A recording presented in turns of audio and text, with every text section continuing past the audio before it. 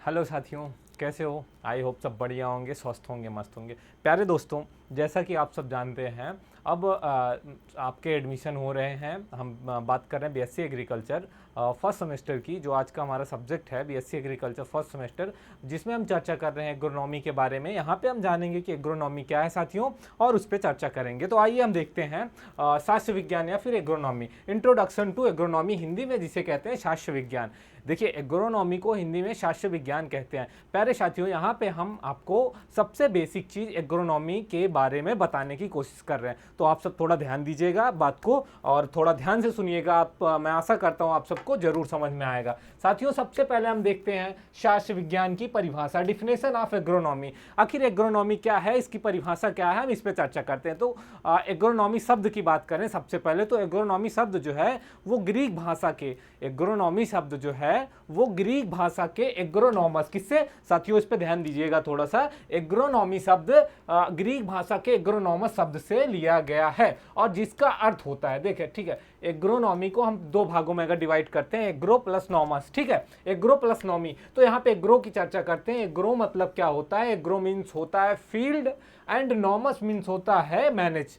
तो एग्रो का मतलब होता है फील्ड और नॉमस मतलब होता है मैनेज। तो फील्ड पे कैसे मैनेज करना, किसी भी फसल को उत्पादन करना है, फसल का उत्पादन करना है हमें, तो उसके लिए कैसे फील्ड को मैनेज करना है, कैसे अच्छी फसल लेनी है, एग्रोनॉमी में हम इस चीज को सीखते हैं।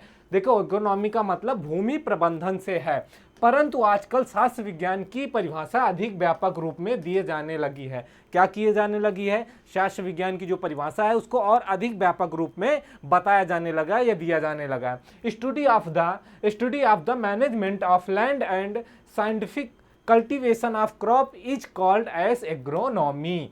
ठीक है, यहाँ पे देखिए, स्टडी ऑफ मैनेजमेंट, मैनेजमेंट का जो मैनेजमेंट के बारे में, कैसे फसलों को उगाने के लिए उसको मैनेज करें, कैसे उसको प्रबंध करें, उसी के बारे में हमें, और लैंड के बारे में एक साइंटिफिक वैज्ञानिक ढंग से सीखना, जानना क्या होता है? एग्रोनॉमी कहलाता है। अर्थात इसका मतलब यह होता है कि भूमि का अच्छे प्रकार से प्रबंधन करके उसके ऊपर वैज्ञानिक विधि से फसलों को उगाना ही शास्त्र विज्ञान कहलाता है। साथियों, यहाँ पे हम फिर से एक बार देखते हैं कि शास्त्र विज्ञान क्या होता है। तो शास्त्र विज्ञान होता है भूमि का अच्छी प्रकार से प्रबंध करके वैज्ञानिक विधि से फसलों को उगाना। जैसा कि हम देखते हैं हमारे देश में एक लंबे समय से जो खेती होती आ रही है, वो एक ट्रेडिशनल खेती चली आ रही है कि एक नॉर्मल फसल को नॉर्मल तरीके से फसल को खेतों में बो दिया और उसके बाद फसल जो है जर्मिनेट हुई, उसका जो उत्पादन होता है वो कम होता है। तो जैसे जैसे जनसंख्या बढ़ रही है उसके लिए हमें अधिक खाद्यान्न या अन्न की आवश्यकता भी पड़ रही है। तो उसके लिए हमें क्या करना है? उसके लिए हम एक वैज्ञानिक तरीके से मैनेज करके, प्रबंध करके खेती करना सीखेंगे एग्रोनॉमी के अंतर्गत। ठीक है, तो यहाँ पे हम सिर्फ आपको ये समझाने की कोशिश कर रहे हैं कि एग्रोनॉमी क्या है और इसके अंतर्गत हम क्या करते हैं, क्या सीखते हैं। तो एग्रोनॉमी का मतलब यह होता है भूमि का अच्छी प्रकार से प्रबंध करके उसके ऊपर वैज्ञानिक विधि से फसल को उगाना। मैं आशा करता हूं साथियों कि आपको जरूर समझ में आया होगा। फिर भी हम एक बार फिर इस पे चर्चा करते हैं, इसको देखते हैं कि एग्रोनॉमी का मतलब होता है भूमि का अच्छे प्रकार से प्रबंधन करना वैज्ञानिक ढंग से, और उसके ऊपर वैज्ञानिक विधि से क्या करना, फसलों को उगाना ही शास्त्र विज्ञान कहलाता है। आइए हम आगे देखते हैं शास्त्र विज्ञान में और क्या क्या चीजें हैं। तो शास्त्र विज्ञान की परिभाषा निम्न प्रकार से आजकल जो तमाम विद्युत वैज्ञानिक हैं, तमाम विद्वान लोग हैं जो अपने अपने भाषाओं में एग्रोनॉमी की परिभाषा को व्यक्त करते हैं अपने अपने भाषाओं में। तो शास्त्र विज्ञान की वह शाखा है जो फसल उत्पादन और भूमि प्रबंधन के सिद्धांतों और क्रियाओं से संबंध रखती है। ठीक है, यहाँ पे आप समझिएगा, एग्रोनॉमी या फिर शास्त्र विज्ञान कृषि विज्ञान की वह शाखा है जो फसल उत्पादन, ठीक है, क्या, फसल उत्पादन और भूमि प्रबंधन के सिद्धांत और क्रियाओं से संबंध रखती है। क्या कहलाता है? शास्त्र विज्ञान कहलाता है। देखिए, शास्त्र विज्ञान वह कला एवं विज्ञान है जिसके अंतर्गत, शास्त्र विज्ञान वह कला एवं विज्ञान है जिसके अंतर्गत हम भूमि का वैज्ञानिक ढंग से क्या करते हैं, भूमि को वैज्ञानिक ढंग से प्रबंध करते हैं और फिर उसके बाद उस पर वैज्ञानिक ढंग से पौधे उगाने की कोशिश करते हैं, जिससे कि भूमि, पानी, प्रकाश और प्रति इकाई से कम जो है उसका कम से कम खर्चों के साथ भूमि की उर्वरा शक्ति को स्थिर रखकर अधिक से अधिक अच्छी किस्मों की फसल का उत्पादन किया जा सके। ठीक है, यहाँ पे क्या किया जा सके, एग्रोनॉमी शास्त्र विज्ञान की वह कला, शास्त्र विज्ञान, एग्रोनॉमी शास्त्र विज्ञान वह कला एवं विज्ञान है जिसके अंतर्गत भूमि का वैज्ञानिक ढंग से प्रबंध करके पौधों को उगाने का प्रयास किया जाता है, जिससे प्रति इकाई क्षेत्रफल में कम खर्च में भूमि की उर्वरा शक्ति को ध्यान में रखते हुए अधिक से अधिक उत्पादन और अच्छी किस्मों की फसल का उत्पादन किया जा सके, शास्त्र विज्ञान कहलाता है। आगे हम बात करें इसमें तो शास्त्र विज्ञान के क्षेत्र की बात करें या फिर स्कोप ऑफ एग्रोनॉमी की बात करते हैं, तो शास्त्र विज्ञान के क्या क्षेत्र हैं, क्या स्कोप है।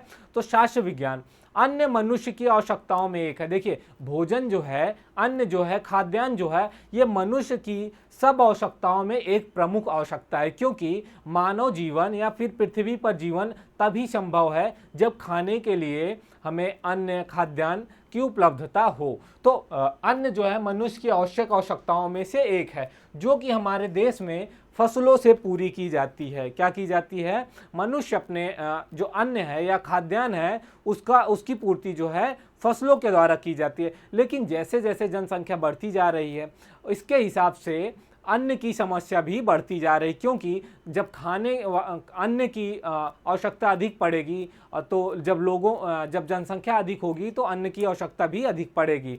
तो इस समस्या का समाधान करने के लिए हम एग्रोनॉमी के क्षेत्र के बारे में देखते हैं कि इस समस्या का समाधान किस तरीकों से किया जाता है। तो इस समस्या का समाधान 2 तरीकों से किया जा सकता है साथियों। पहला है, खेत के अंदर भूमि बढ़ाई जाए। ठीक है, खेत के अंदर भूमि बढ़ाई जाए जिससे उत्पादन बढ़ सके। लेकिन अब ये कैसे संभव है, भूमि सीमित है और यह तरीका अपनाकर अधिक समय तक अन्न की समस्या को हल नहीं किया जा सकता। देखिए, खेती का भूमि जो है, खेती के लिए भूमि को हम थोड़ा बढ़ा सकते हैं, लेकिन जो भूमि का दायरा है वो तो सीमित है। और उसके साथ साथ जैसे जैसे जनसंख्या बढ़ती जा रही है, खेतों में जो खेती योग्य भूमि है और अनेक प्रकार की जो भूमियां हैं उस पर सड़कें, रेल मार्ग, भवन, इमारतें और शहरीकरण होता जा रहा है, जिससे जो है खेती के लिए जो ज़मीनें हैं अन्न उत्पादन के लिए, वो ज़मीन तो कम पड़ती जा रही है और उसके साथ साथ जनसंख्या बढ़ती जा रही है। तो हमें इस पे विशेष ध्यान रखना है और इस चीज़ को यहाँ पे जानने की कोशिश करनी है कि इस समस्या को किस प्रकार से हम सुलझा सकते हैं या इस समस्या से किस प्रकार से निकल सकते हैं, बचा जा सकता है। तो उसके लिए हमें क्या करना है साथियों, प्रति इकाई क्षेत्र में क्या करना, प्रति इकाई क्षेत्र में सघन कृषि द्वारा अधिक से अधिक उपज प्राप्त की जाए। क्या की जाए, प्रति इकाई क्षेत्र में सघन कृषि किया जाए। सघन कृषि द्वारा क्या करते हैं, अधिक से अधिक क्या करें, उपज की प्राप्ति करें। और अन्न की समस्या इसी विधि से संभव है। किस विधि से संभव है कि प्रति इकाई क्षेत्र से सघन कृषि की जाए ताकि जो है अधिक उत्पादन प्राप्त हो सके। और यही एकमात्र विधि है जिसके द्वारा अन्न की समस्या का समाधान संभव हो सकता है।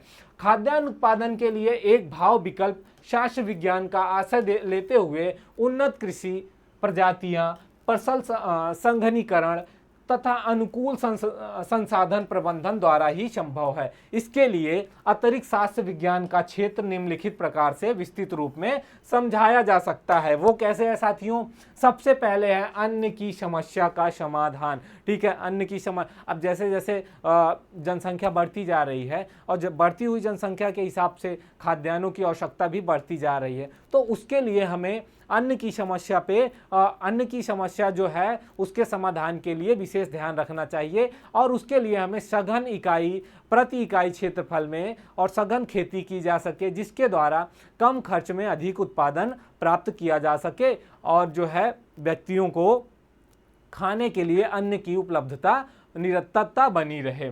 वस्त्र समस्या का समाधान मनुष्य की 3 आवश्यकताएं हैं। ठीक है, कौन कौन सी हैं, रोटी है, ठीक है, कपड़ा है, रोटी, कपड़ा और मकान। ठीक है, रोटी, कपड़ा और मकान, ये मनुष्य की प्रमुख जो है क्या है, प्रमुख आवश्यकताएं हैं, रोटी, कपड़ा और मकान। तो वह जो कपड़ा रोटी की बात करें तो रोटी की जो आवश्यकता है मनुष्य अन्न की जो खेती के द्वारा इसको प्राप्त किया जा सकता। उसके साथ साथ जो कपड़े होते हैं, कपड़े बनाने के लिए रेसे का उपयोग किया जाता है और इन रेसों की भी खेती की जा सकती है और जिसके द्वारा कपड़ों की भी समस्या पे समाधान किया जा सकता है। आगे बात करें पशुओं के चारे की उपलब्धता, तो जैसा कि जानते हैं हमारे देश में हमारे देश का जो कृषि है, जो आदिकाल से कृषि चली आ रही है हमारे देश में, वह जो कृषि है वह पशुओं पर भी आधारित है, क्योंकि जो कृषि हमारे देश की कृषि है वो पशुओं के साथ साथ जो किसान है वो खेती के साथ साथ पशुओं से दूध और उसके साथ साथ पशुओं के गोबर और उसको खाद के रूप में तथा पशुओं के श्रम को भी खेती में उपयोग किया जाता है। बेरोजगारी समस्या का समाधान, अगर शास्त्र विज्ञान यानी कि खेती कृषि इसके अंतर्गत हम यह ध्यान दें कि जो शास्त्र विज्ञान है इसके अंतर्गत अगर हम वैज्ञानिक ढंग से खेती करते हैं और उससे अधिक उत्पादन प्राप्त करते हैं तो उसमें क्या होगा, बेरोजगारी की समस्या का भी समाधान किया जा सकता है। वो कैसे किया जा सकता है, अगर अधिक मात्रा में खेती की जाए, फसल उत्पादन किया जाए तो उससे कुछ आय की प्राप्ति होगी। क्या होगा, आय की प्राप्ति होगी। अगर अधिक फसल उत्पादन होगा तो उससे क्या होगा, आय की प्राप्ति होगी और उसके साथ साथ जो है बेरोजगारी की समस्या का भी समाधान होगा। अन्य उद्योगों के लिए कच्चे माल की पूर्ति, जैसा कि जानते हैं खेती में जो है कृषि में कई ऐसे जो हैं कच्चे माल उद्योग हैं जिनमें कच्चे मालों की आवश्यकता होती है, जिसके लिए क्या होता है शास्त्र विज्ञान के अंतर्गत हम क्या करते हैं, कच्चे मालों की पूर्ति कर सकते हैं। राष्ट्रीय आय में वृद्धि, अगर बात करें राष्ट्रीय आय में वृद्धि की तो जब खेती जो शास्त्र विज्ञान के अंतर्गत अगर हम प्रति इकाई क्षेत्र पे खेती करेंगे और अधिक उत्पादन प्राप्त होगा तो हम क्या करते हैं, अपने अन्न को या जो फसलें हैं जो उत्पाद प्राप्त हो रहे हैं, जो उत्पाद प्राप्त होते हैं, इसको क्या करेंगे, हम विदेशी बाजारों में बेचेंगे। क्या करेंगे, इसका जो है क्या करेंगे, विदेशी बाजारों में ले जाके बेचेंगे। तो इससे क्या होगा, हमें विदेशी मुद्रा क्या होगी, विदेशी मुद्रा की प्राप्ति होगी। ठीक है, विदेशी मुद्रा की प्राप्ति होगी जिससे हमारे राष्ट्रीय आय में भी वृद्धि होगी। आगे बात करें हम मृदा उर्वरता में वृद्धि। ठीक है, प्रति इकाई क्षेत्र पे जब हम खेती एक वैज्ञानिक ढंग से अच्छे तरीके से मैनेज करके खेती करेंगे तो उसमें क्या होगा, हमारे जो भूमि है, भूमि की मृदा भी भूमि की जो उर्वरता है क्या है, भूमि उर्वरता भी निरंतरता बनी रहेगी और अधिक फसल उत्पादन किया जा सकता है वैज्ञानिक ढंग से। शाश्वत उत्पादन से अन्य घरेलू आवश्यकताओं की पूर्ति, जैसा कि अगर वैज्ञानिक ढंग से हम खेती करते हैं तो उसके अंतर्गत जो उत्पाद प्राप्त होते हैं उन उत्पाद से अनेक जो घरेलू वस्तुओं की भी, घरेलू चीज़ों की पूर्ति की जा सकती है। अंतर्राष्ट्रीय क्षेत्र में ख्याति, यहाँ पे समझेंगे अंतर्राष्ट्रीय क्षेत्र में ख्याति का मतलब यह है कि जैसे अगर हम अधिक उत्पादन प्राप्त करते हैं और उसका जो है, जो हमारे उत्पाद होते हैं अच्छी क्वालिटी के होते हैं, उसको ले जाके हम उसको जो है अंतर्राष्ट्रीय स्तर पे उसको क्या करते हैं, निर्यात करते हैं उसका, तो उसमें भी हमारे देश की अंतर्राष्ट्रीय लेवल पे ख्याति होगी और रहन सहन के स्तर में वृद्धि होगी। कैसे होगी रहन सहन के स्तर में वृद्धि, जब किसी किसान को क्या होगा, जब किसी किसान को अधिक मात्रा में फसल उत्पाद प्राप्त होता है, फसल उत्पाद प्राप्त होगा, क्या होगा, फसल उत्पाद मिलेगा, तो उसमें क्या होगा, फसल उत्पाद मिलेगा तो वो उत्पाद को बाजार में बेच के अपनी जो आवश्यकताएं हैं, घरेलू आवश्यकताएं हैं, उसे जो है जब वो उत्पाद को बाजार में बेचेगा तो उससे क्या होना है, उसको आय की प्राप्ति होनी है। और जब आय की प्राप्ति होनी है तो व्यक्ति के जीवन का जो रहन सहन का स्तर है, क्या है, रहन सहन का जो स्तर है वह भी चेंज होगा, क्योंकि मनुष्य को जब पैसे की प्राप्ति होगी या आय की प्राप्ति होगी तो जाहिर सी बात है उसके रहन सहन में भी प्रभाव पड़ेगा। आगे बात करें हम शास्त्र विज्ञान के विकास की, डेवलपमेंट ऑफ एग्रोनॉमी की, तो कृषि विज्ञान का अध्ययन हम दो भागों में सरलता पूर्वक कर सकते हैं। कैसे, पहला है प्रारंभिक कृषि। ये शास्त्र विज्ञान जो है इसके विकास की बात कर रहे हैं, इसकी शुरुआत, इसका विकास कैसे हुआ, इसकी शुरुआत कैसे हुई, तो प्रारंभिक कृषि विकास, प्राइमरी एग्रीकल्चर डेवलपमेंट, प्रारंभिक कृषि विकास का अध्ययन सरलता पूर्वक करने के लिए हम इसको निम्न भागों में क्या करें हैं, निम्न भागों में विभक्त करते हैं। जैसे कि पहला है शिकारी युग, हंटिंग युग। ये शिकारी युग क्या है, देखिए प्रारंभ में मनुष्य जो है जब मानव जाति की उत्पत्ति हुई पृथ्वी पर, तो उस समय क्या था, मनुष्य को इतना ज्ञान नहीं था कि किस प्रकार से जो है वो अपने जीवन निर्वाह के लिए खाने के लिए फसल का उत्पादन करें या अपने पेट को भरने के लिए क्या किन चीज़ों पे निर्भर। तो यहाँ पे क्या हुआ, प्रारंभ में मनुष्य को भूमि पर खेती करके अपना जीवन निर्वाह करने की आवश्यकता नहीं महसूस हुई। क्यों नहीं हुई? क्योंकि उस समय मनुष्य को पेट भरने के लिए प्राकृतिक खाद्य भंडार और जंगली जानवर थे। क्या थे? जब पृथ्वी पे मानव जाति की उत्पत्ति हुई तो उस समय मनुष्य को अपना पेट भरने के लिए खाद्य की जो है फसलों की, न तो फसलों के बारे में ज्ञान था और न ही उनको ऐसी कोई आवश्यकता हुई कि फसल को उगाया जाए। तो उस समय क्या करते थे, वो प्रकृति से प्राप्त चीज़ों का सेवन करते थे, खाते थे और उसके साथ साथ जंगली जानवर के कच्चा मांस भी खाते थे। जैसा कि आप सब जानते हैं, प्रारंभ में जो है मनुष्य को आग का भी ज्ञान नहीं था, तो उस समय क्या करते थे, लोग जानवरों के कच्चा मांस को खाते थे और अपना जीवन यापन करते थे। दूसरा फेस जो आया, पशुपालन युग, ठीक है। जैसे जैसे मनुष्य की जनसंख्या बढ़ती गई और प्राकृतिक खाद्य सामग्री के स्रोत कम होने लगे, जब लोगों की जनसंख्या, पहले देखिए शिकार युग जो था, शिकार युग में क्या था, मानव की उत्पत्ति हुई, कम लोग थे, तो उससे क्या था, जो प्राकृतिक खाद्य पदार्थ थे उसको खा के अपना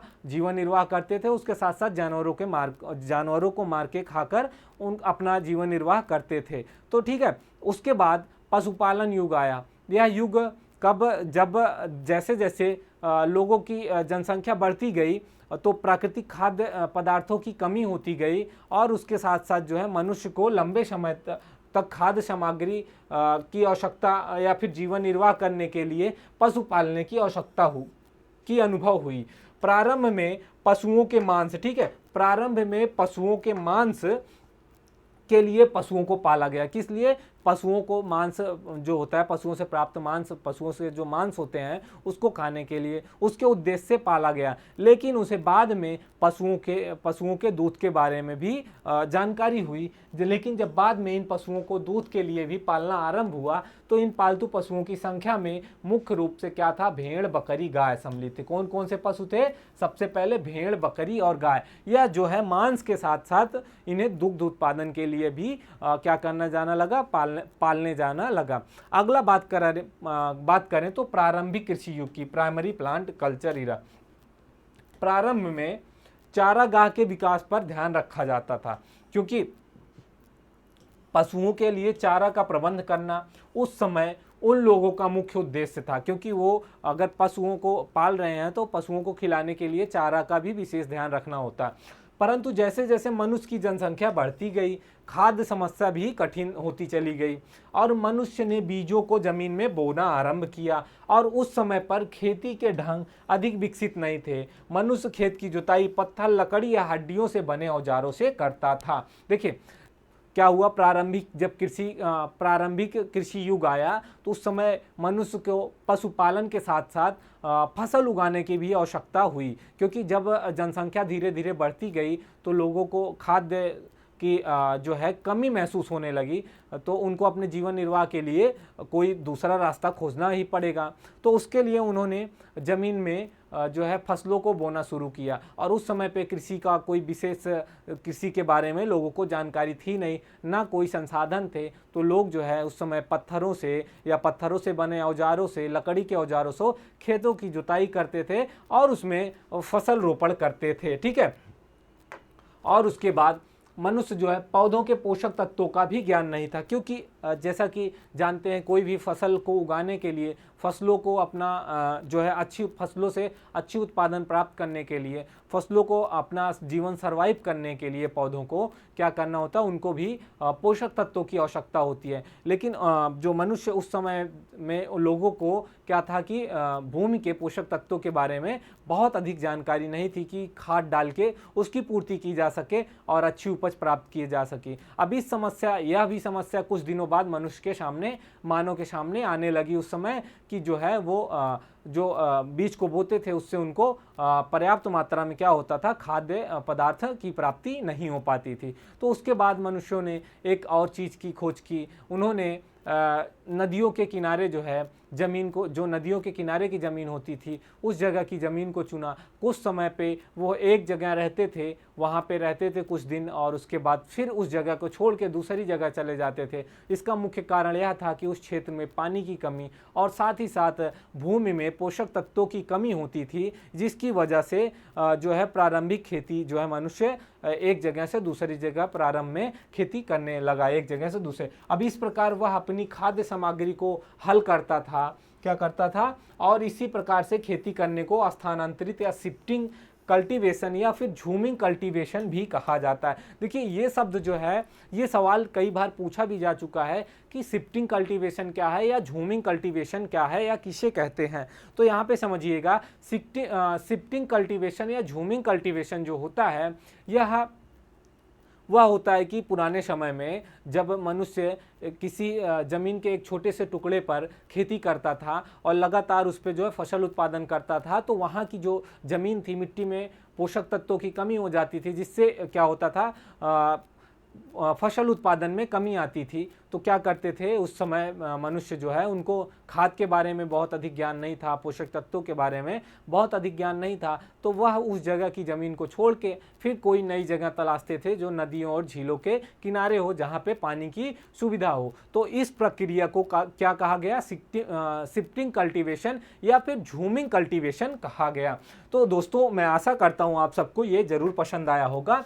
आगे बात करें आधुनिक कृषि विकास, मॉडर्न एग्रीकल्चर डेवलपमेंट। देखिए ये आधुनिक कृषि विकास क्या है, जैसे जैसे मॉडर्न नाम से ही समझ में आ रहा है आधुनिक कृषि विकास, तो जैसे जैसे मनुष्य को खेती का ज्ञान होता गया, क्या होता गया, खेती का ज्ञान होता गया, उस समय खेती के लिए क्या किया, खेती के लिए उन्हें क्या, खेती करने के तरीकों में सुधार जारी रखा। जैसे मनुष्यों की जनसंख्या बढ़ती गई, उसके साथ साथ खाद्यान्नों की समस्या भी बढ़ती गई, तो उसके लिए मनुष्य को क्या करना हुआ, खेती के ज्ञान को, खेती के बारे में जो है ज्ञान होता गया और खेती करने के तरीकों को भी वो जारी रखे, खोजने के तरीकों को जारी रखे। उसने खेती की विभिन्न क्रियाओं के बारे में जानकारी प्राप्त की और आजकल विभिन्न कर्षण क्रियाओं पर अनुसंधान के फलस्वरूप प्राप्त परिणामों को उनसे अपनाना आरंभ कर दिया। और आज के समय की बात करें, आधुनिक कृषि की बात करें, तो आधुनिक कृषि में, आधुनिक का जो समय है, इस समय कृषि में जो है इतना मॉडर्न या आधुनिकता आ गई है